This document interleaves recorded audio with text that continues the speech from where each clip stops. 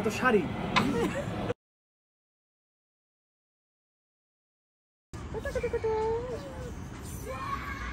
যারা দেশকে ভালোবাসে, দেশের মানুষকে ভালোবাসে, তারাই শুধু হয়তো জানে দেশকে ছেড়ে থাকার কষ্টটা ঠিক কতটা।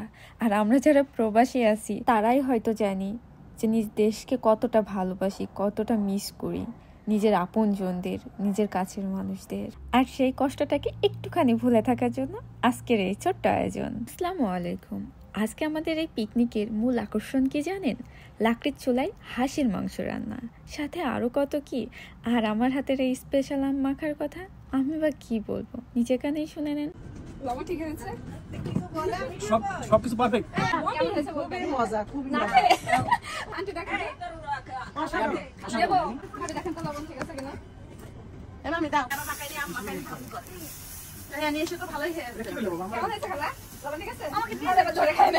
এই যে আমার খালার ছোট্ট বাচ্চাটা, মাশাআল্লাহ কত কিউট। বাচ্চাগুলো অনেক এনজয় করেছে আমাদের সাথে সাথে।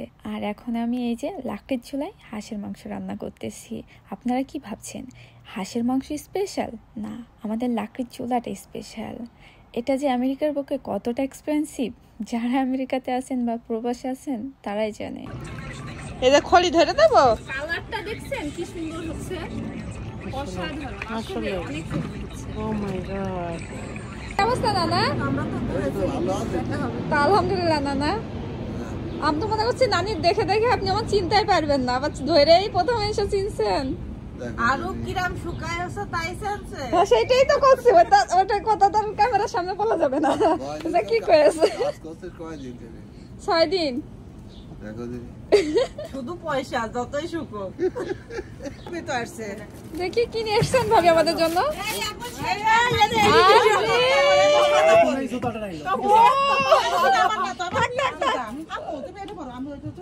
থাক ওইগুলো ক্যামেরার মধ্যে না আনি। আমাদের হাঁসের মাংস রান্না প্রায় শেষ, তাই তো আমার মা সুন্দর করে সালাদ কেটে নিচ্ছে। আলহামদুলিল্লাহ অনেক এনজয় করেছি, সাথে ভাবির হাতের তেল পিঠা খেয়েছি। মিশকাদের মার হাতের নরম নরম পিঠা খাচ্ছে আমি। এমন একটা সময় ছিল যখন মন চাইতো ঠিক তখনই পিকনিক করতাম আমি আর আমার বান্ধবী। মন চাইতো আর পিকনিক শুরু হয়ে যেত। চাল ডাল আর ডিম, কি যে আনন্দের ছিল সেই দিনগুলো, জানি আর কখনো ফিরে পাবো না সেই দিনগুলোকে। ছোটবেলায় আমরা যখন পিকনিক করতাম মানুষের আটটার ভেঙে খড়ি কুটাইতাম যারা ছোট ছেলে পিলে ছিল।